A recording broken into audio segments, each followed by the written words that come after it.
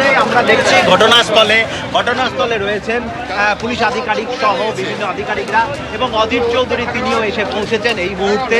এবং এই মুহূর্তে যে মানুষজন রয়েছেন তারা চাইছেন উপযুক্ত তদন্তের দাবি চাইছেন। প্রাক্তন রেলমন্ত্রী অধীর রঞ্জন চৌধুরী তিনিও ঘটনাস্থলে এসেছেন এবং তিনি গোটা ঘটনা এলাকায় এসে জানার চেষ্টা করছেন এবং তিনি লোকজনের সঙ্গে কথা বলছেন। কথা বলে তিনি বোঝার চেষ্টা করছেন ঠিক কী ঘটনাটা ঘটেছিল এবং এই মুহূর্তে তিনি সামনে রয়েছেন এবং তারপরে তিনি কথা বলছেন মানুষজনের সঙ্গে, রেল দপ্তরের আধিকারিকদের সঙ্গে কথা বলছেন। এই মুহূর্তে অধীর চৌধুরী রেলের যে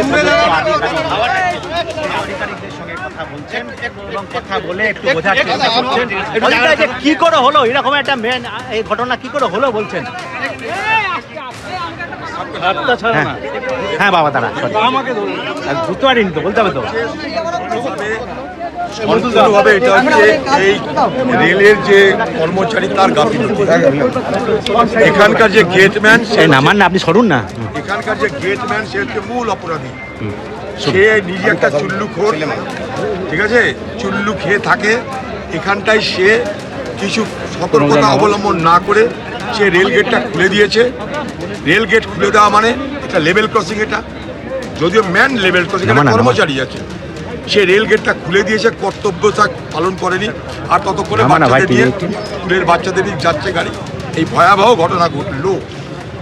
আমরা দেখছি ভারতবর্ষে হাইড্রোজেন ট্রেন চলছে, বুলেট ট্রেন চলছে, অনেক গল্প হচ্ছে, কিন্তু বরাবর আমরা যে দাবিটা করে আসছি, আমি নিজে একজন রেলের প্রতিমন্ত্রী ছিলাম আগে, বরাবর আমরা যেটা করার চেষ্টা করেছি সেটা যে বেসিক মৌলিক যে সমস্যা যেখানে যেখানে হয় সেই বেসিক পরিকাঠামোটাকে গড়ে তুলতে হবে।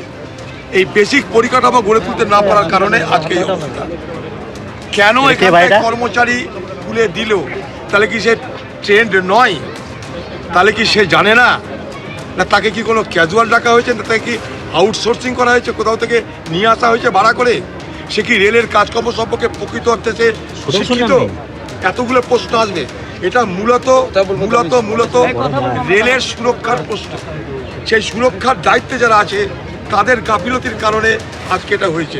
এটার পূর্ণাঙ্গ তদন্ত হওয়া উচিত।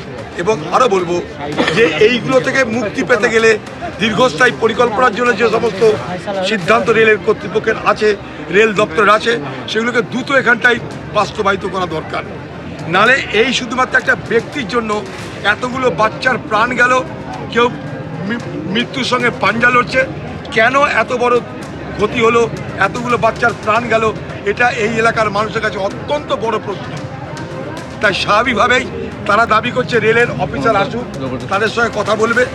আমি এর মধ্যে রেল দপ্তর যিনি মন্ত্রী আছে তার সঙ্গে কথা বলেছি, তিনিও বলেছেন আমরা যা করার করছি, এতটুকু পর্যন্ত জানি।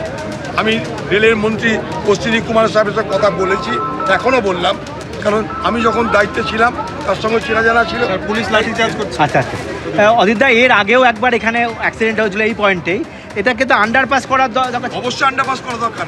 একবার আন্ডারপাস করতে গেলে জমি দরকার, কিংবা আরবি করতে গেলে সেখানটাও রেলের তৎপরতা দরকার। আন্ডারপাস এখানে হয়নি, লাইট হয়েছে, আন্ডারপাস অনেক জায়গায় হয়েছে, এখানে হয়নি।